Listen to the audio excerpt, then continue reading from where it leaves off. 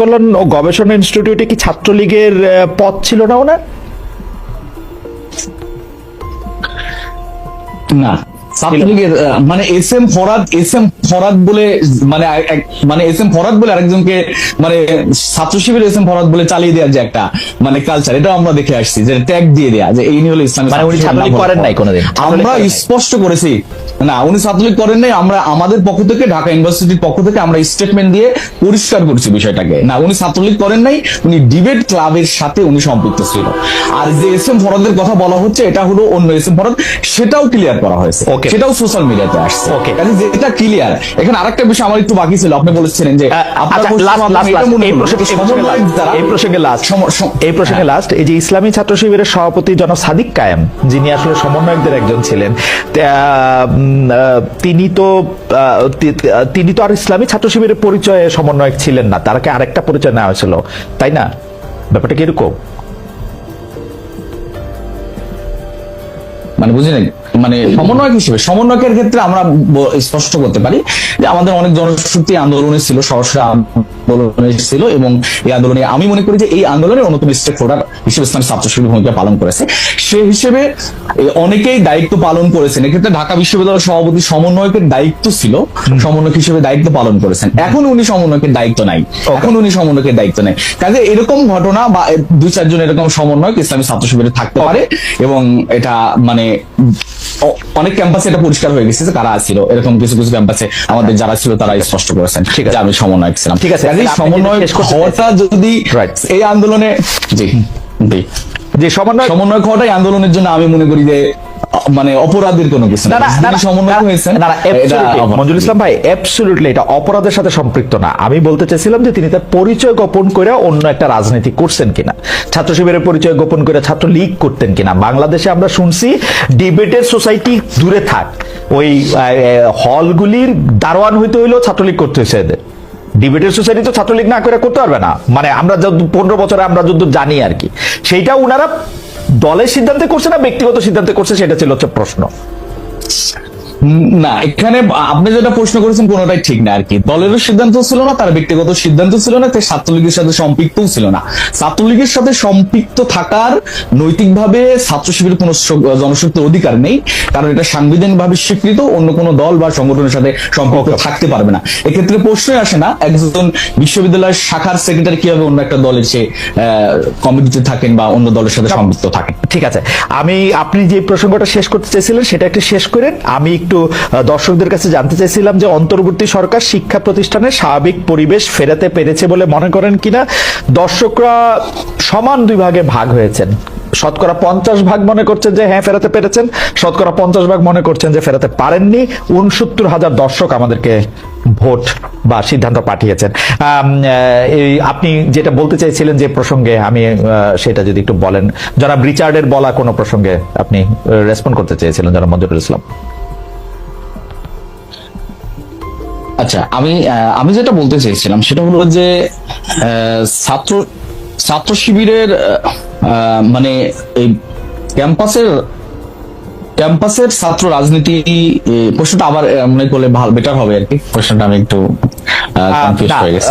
জনাব রিচার্ড যেটি আসলে বলতে চেয়েছেন সেটি আপনি রিচার্ড অনেকগুলি কথা বলেছেন। আপনি নিজের থেকে বলছিলেন যে একটা বিষয় আপনি রেসপন্ড করতে চান, মানে আমি বিষয়টা জানি না মানে কোন প্রসঙ্গে। জনাব রিচার্ড আসলে ক্যাম্পাসে রাজনীতি, লেজুর বৃত্তি, ছাত্র শিবিরের সাথে সম্পর্ক, সংগঠনের নানা বিষয়ে কথা বলেছেন। তাহলে আমরা আবার একটু রিচার্ড সাহেবের কাছে যাবো, আপনার যদি কোনো কিছু মনে হয়। যে আমি বুঝতে পারছি, যে আমি বুঝতে পারছি উনি অনেক কথাই বলছেন, 71-এর বিষয়ে আমি কথা বলেছি। 5 আগস্টের পরের উনি বলছেন 5 আগস্টের পরও ছাত্র শিবিরের কার্যক্রম অস্পষ্ট বা এই জাতীয় কথা বলছেন। আমরা এখানে স্পষ্ট করে বলতে পারি যে 5 আগস্টের পরে ছাত্র শিবিরের কার্যক্রম বা আগের কার্যক্রম সবসময় ছাত্র শিবিরের কার্যক্রম ওপেন ছিল, এবং 5 আগস্টের পরে ছাত্র শিবির সেই স্পেসটা পাচ্ছে, যে স্পেসটা 5 আগস্টের আগে পাইনি। মিডিয়া থেকে শুরু করে সকল ক্ষেত্রে আমাদের সেই স্পেসটা এখন আমরা পাচ্ছি, যে মিডিয়া আমাদেরকে একটু সুযোগ দিচ্ছে, যেটা আগেও মিডিয়া আমাদেরকে এইভাবে কোনোদিন সুযোগ দেয় নাই। কাজে এই ধরনের যে অভিযোগগুলো আসছে যে আমাদের ছাত্র শিবিরের ব্যাপারে তারা আমরা অস্পষ্ট, এই ব্যাপারটাকে ক্লিয়ার হতে চাচ্ছিলাম যে ছাত্র শিবির সবসময় ওপেন ছিল, ওপেন ছাত্র রাজনীতি করেছে, এবং তাদের কার্যক্রমগুলা ধারাবাহিকভাবে আমরা যদি দেখি সোশ্যাল মিডিয়া, আমরা যেহেতু মিডিয়াতে সেই অ্যাক্সেস পাই নাই, সোশ্যাল মিডিয়ায় আমাদের সেই অ্যাক্টিভিটিস গুলা আমরা দেখানোর সুযোগটা পেয়েছি, এটা আর কি। আপনাকে ধন্যবাদ। সহোদর ছিল, কেউ কেউ হয়তো পরোক্ষ সহোদর ছিল। ফলে এই সহোদরদের বাইরে যে আমরা তাদের সমালোচনার মধ্য দিয়ে আলাদা রাজনৈতিক শক্তি নির্মাণের স্বার্থেই আমরা আমাদের যাত্রা এবং আমরা মুক্তিযুদ্ধের যে আওয়ামী বয়ান, সেই বয়ানকে সবসময় আমরা চ্যালেঞ্জ করেছি এবং একই সাথে আমরা নতুন নির্মাণের কথা বলেছি। যেমন আপনি যদি বলেন যে বাংলাদেশে মুক্তিযুদ্ধের প্রকৃত ঘোষণা যেটা ছিল সেটার সাথে মূলনীতির যে তফাৎ, আমরা কিন্তু সেই বিষয়টাকে নিয়ে সবসময় সোচ্চার ছিলাম যে এখানে আমাদের মুক্তিযুদ্ধের পরিষ্কার ঘোষণা ছিল সাম্য, মানবিক মর্যাদা এবং সামাজিক ন্যায় বিচার। কিন্তু আমাদের 72 সাল থেকে যে যাত্রাটা, জনাব রিচার্ড, এখানে দুইটা প্রশ্ন। একটা প্রশ্ন হচ্ছে যে আপনি আওয়ামী লীগের বয়ান বলছেন, একইভাবে শিবিরের যে সভাপতি আছেন আমাদের সঙ্গে তিনিও এটা আওয়ামী লীগের বয়ান নানাভাবে বলছেন, কিন্তু আমরা কি আসলে মুক্তিযুদ্ধকে বা আমাদের যুদ্ধ জেতাটাকে আরেকটা দেশের সঙ্গে আরেকটা ইয়ের সাথে এটা কি আমরা আওয়ামী লীগের মতো সেলিব্রেট করি? এক। দুই হচ্ছে যে আপনি এইমাত্র যেটি বললেন, সরি আমি এটা এই জায়গাটা থেকে আপনি একটু আগে বলেন, নাহলে আমি এটা ইয়া করে ফেলবো যে আমরা কি আওয়ামী লীগের মতো একই রকম ভাবে এটা সেলিব্রেট করি কিনা।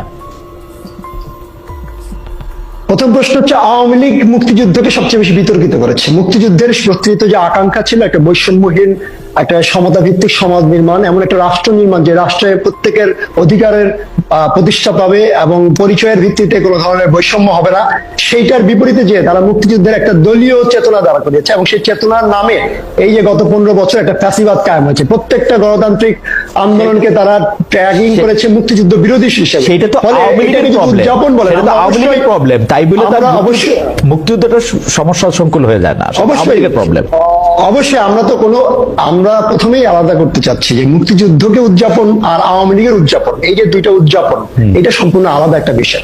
আওয়ামী লীগ মুক্তিযুদ্ধকে তার দলীয় স্বার্থে ব্যবহারের উদ্দেশ্যে, তার প্যাসিবাদী শাসন ব্যবস্থার প্রতিষ্ঠার স্বার্থে ব্যবহার করেছে। ফলে জনমনে মুক্তিযুদ্ধ আর আওয়ামী লীগের মনে মুক্তিযুদ্ধ সম্পূর্ণ দুইটা ভিন্ন বিষয়। জনগণ মুক্তিযুদ্ধকে অবশ্যই সেলিব্রেট করে এবং মুক্তিযুদ্ধকে বাংলাদেশ রাষ্ট্রের জনগণ করে, রাজনৈতিক দলগুলি, আওয়ামী লীগ জনগণ করে, আওয়ামী লীগ ছাড়া অন্য রাজনৈতিক দলগুলি করে কিনা, জামায়াতে ইসলামী যথেষ্ট পরিমাণে মুক্তিযুদ্ধকে সেলিব্রেট করে কিনা, ইসলামী ছাত্র শিবির করে কিনা, আর দলগুলি, আর রাজনৈতিক দলগুলি, বিএনপি যথেষ্ট পরিমাণ করে কিনা, আপনার কাছে কি মনে হয়? এইবার তো আর আওয়ামী লীগ নাই, রাস্তায় থাকতে দিবে, এইবার আমরা কি সেই সেলিব্রেশন দেখবো? এক। আরেকটা প্রশ্ন, আপনি এই প্রসঙ্গে একটু বললেন যে 72-এর স্বাধীনতার যে মূল যে ঘোষণা, সেটা থেকে আইসে আবার সংবিধানে যে মূলনীতিগুলো আলাদা হলো, শিক্ষা, সাম্য, মানবিক মর্যাদা থেকে, যে তারা আলাদা হইতে পারে শব্দের মাধ্যমে, কিন্তু তারা কি সাংঘর্ষিক? তারা তো উল্টা জিনিস তো না। শিক্ষা, সাম্য, মানবিক মর্যাদাকে আমরা যদি নানাভাবে ব্যাখ্যা করতে পারি, সেটার মধ্যে তো করলে তো আমরা ধর্মনিরপেক্ষতা, জাতীয়তাবাদ, গণতন্ত্র, সমাজতন্ত্র এগুলিই পাবো নাকি? একটা বিষয় হচ্ছে, আমরা মনে করি যে 71-এর পরে আজকে আমাদের সামনে আরেকটা একটা সম্ভাবনা তৈরি হয়েছে। 71 যেভাবে আমাদের একটা সম্ভাবনা তৈরি করছিল একটা নতুন রাষ্ট্র বিনির্মাণের, সকলের লক্ষ লক্ষ মানুষ আত্মত্যাগের বিনিময়ে, সেই আত্মত্যাগকে পদদলিত করে আওয়ামী লীগ সেখানে সকল যুদ্ধের সাথে জড়িত সকল স্টেক হোল্ডারদেরকে বিচ্ছিন্ন করে তারা একটা দলীয় কর্তৃত্ব প্রতিষ্ঠা করেছে এবং একটা সংবিধান প্রণয়ন করেছিল 72 সালে, যেটা সম্পূর্ণরূপে এখানে একটা এক ব্যক্তি কেন্দ্রিক সরকার বা শাসন ব্যবস্থা, যেটারই ধারাবাহিকতা গত ফ্যাসিবাদ।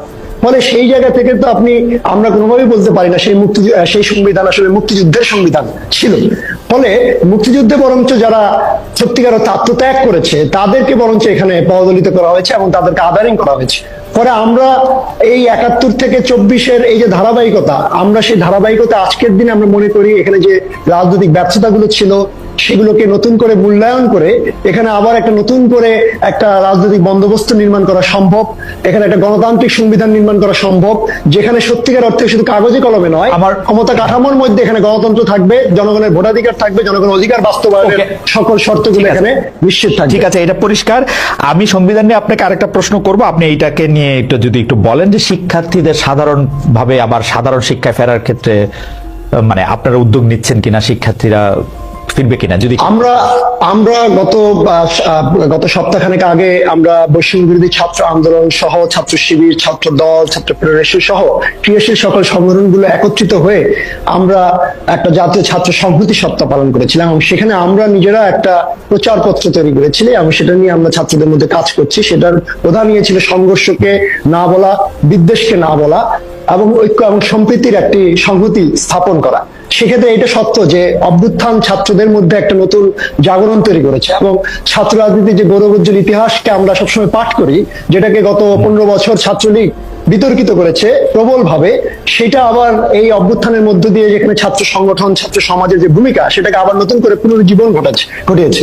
ফলে সেই জায়গা থেকে ছাত্ররা আজকে একটা শক্তি হিসেবে নিজেদেরকে দেখে, সেখানে একটা বিশৃঙ্খলা আছে, এটা আমরা বুঝি। সেক্ষেত্রে রাজনৈতিক সংগঠনগুলো, বৈষম্য বিরোধী ছাত্র আন্দোলনের যে নেতৃত্ব, তাদের সকলের সমন্বিত ভাবে এবং একই সাথে সরকারকেও আজকে উদ্যোগী হয়ে আমরা এই জন্য একটা জাতীয় ছাত্র কাউন্সিল গঠনের আহ্বান জানিয়েছি, যাতে আমরা একটা কাউন্সিল গঠন করে সেখানে সকল শক্তিগুলো, অভ্যুত্থানকারী সকল শক্তিগুলো যখন বিভক্ত হয়ে যায়, আলাদা হয়ে যায়, তখন কিন্তু সব ছাত্ররাও তার ঐক্যবদ্ধ থাকার কোনো প্ল্যাটফর্ম খুঁজে পায়। আপনি জাতীয় ছাত্র কাউন্সিল, একটা ছাত্র কাউন্সিলের কথা বলছেন, আমি সংবিধান